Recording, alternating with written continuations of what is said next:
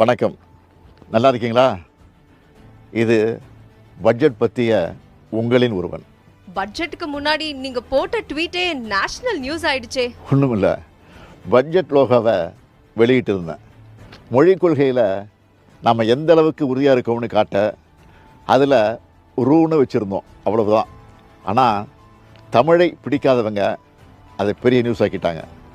ஒன்றிய அரசுக்கிட்ட 100 நாள் வேலை திட்டத்துக்கான சம்பளத்தை தாங்க, பேரிடர் நிதி தாங்க, பள்ளி கல்வி நிதியை விடுவீங்கன்னு தமிழ்நாடு சார்பாக 100 கோரிக்கை வச்சுருப்பேன். அதுக்கெல்லாம் பதில் பேசாத ஒன்றிய நிதியமைச்சர் இதை பற்றி பேசியிருக்காங்க. அவங்களே பல பதிவுகளில் ரூனு தான் போட்டிருக்காங்க. ஆங்கிலத்துலேயும் எல்லாரும் ருப்பீஸை சிம்பிளாக ஆர்எஸ்ன்னு தான் எழுதுவாங்க.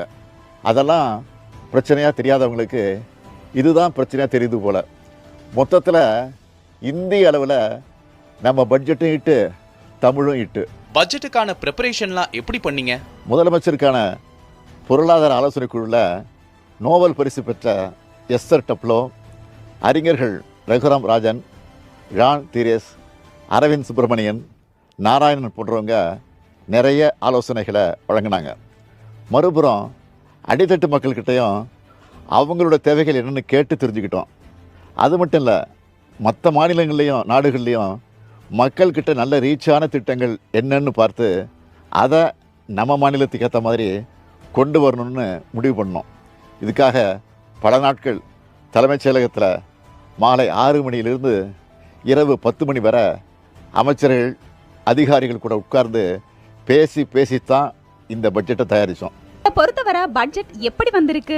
நான் சொல்கிறத விட இந்தியா முழுக்க வெளிவந்திருக்கக்கூடிய நாளிதழ்களில் என்ன சொல்லியிருக்குன்னு பாருங்கள். இந்த இந்தியன் எக்ஸ்பிரஸ் பத்திரிக்கையில் தலைப்புச் செய்தியாக போட்டிருக்கிறாங்க, பட்ஜெட் தட் கவுண்ட்ஸ் ஆல் அப்படின்னு போட்டு ஒரு கோலத்தை போட்டு கார்ட்டூனில் எல்லா திட்டங்களும் கொண்டு வந்து சேர்த்து அதில் வெளிப்படுத்தியிருக்கிறாங்க. டைம்ஸ் ஆஃப் இந்தியாவில் அதாவது to checkmate opposition next year, Tamil Nadu finance minister moves infra welfare பீசஸ்னு தலைப்பில், அதாவது எதிர்க்கட்சிகளுடைய அரசியல் குற்றச்சாட்டுக்களை செக்மெட் செஞ்சுருக்கு இந்த பட்ஜெட்னு எழுதியிருக்கு. இது இந்து நாளிதழில் மாநிலத்தினுடைய வளர்ச்சிக்கு வழிவகுக்கும் முக்கிய துறைகளுக்கு கிடைத்த வெற்றியை இந்த பட்ஜெட்னு எழுதியிருக்கு. கல்வி, சமூக நலத்துறை திட்டங்களுக்கு பெரும்பாலும் முக்கியத்துவம் கொடுத்துருக்குறாங்க அப்படின்னு டெக்கான் கிரானிக்கல் எழுதியிருக்கு.